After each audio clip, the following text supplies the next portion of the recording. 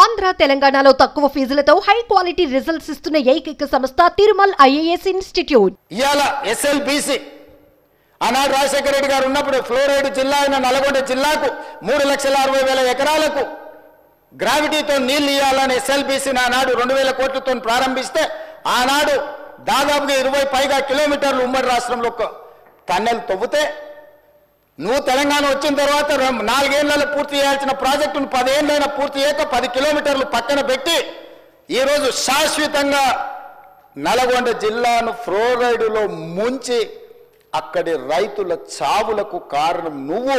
ఆ ప్రాజెక్టు పూర్తి చేస్తే ఎవ్రీ డే 4,000 క్యూసెక్కులు నీళ్లు తీసుకపోతే గ్రావిటీతోనే రూపాయి ఖర్చు కూడా లిఫ్టుల మీద పెట్టాల్సిన అవసరం లేకుండా ప్రాజెక్టు కంప్లీట్ అయి ఉండేది అధ్యక్ష.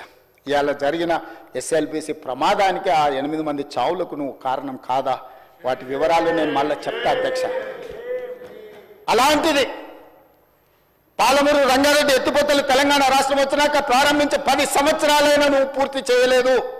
ఈనాడు చంద్రబాబు నాయుడు గారైనా ఆంధ్రప్రదేశ్ అయినా కేంద్రమైనా ఈ ప్రాజెక్టులను అడ్డుకుంటుంది అని అంటే ఈరోజు కృష్ణానది మీద నిర్మించిన ఉమ్మడి రాష్ట్రంలో ప్రారంభించిన కల్వకుర్తి కావచ్చు, ఉమ్మడి రాష్ట్రంలో అనుమతులు ఇచ్చిన పాలమూరు రంగారెడ్డి ఎత్తిపోతలు కావచ్చు, ఉమ్మడి రాష్ట్రంలో అనుమతి వచ్చిన మక్తల్ నారాయణపేట కొడంగల్ ప్రాజెక్టు కావచ్చు, భీమా కావచ్చు, నెట్టంపాడు కావచ్చు, కోల్చారు కావచ్చు, శ్రీరామ్ సాగర్, ఇందిరాసాగర్ కావచ్చు, రాజీవ్ సాగర్ కావచ్చు, కృష్ణా నది మీద పరివాహక ప్రాంతంలో నిర్మాణంలో ఉన్న ప్రాజెక్టులు 60 సంవత్సరాల పైగా ఉమ్మడి రాష్ట్రంలో పూర్తి కాని ప్రాజెక్టులు 10 సంవత్సరాలు చంద్రశేఖరరావు గారు ముఖ్యమంత్రిగా ఉన్నప్పుడు ఈ రాష్ట్రంలో ఎందుకు పూర్తి చేయలేదు? దక్షిణ తెలంగాణ పట్ల కృష్ణానది జలాలను మా ప్రాంతానికి ఇవ్వకుండా వివక్ష చూపించి శాశ్వతంగా మా రైతాంగం జీవితాల మీద మరణ శాసనం రాసింది చంద్రశేఖరరావు కాదా అని నేను ఇక్కడ నుంచి అడుగుతున్నా అధ్యక్ష.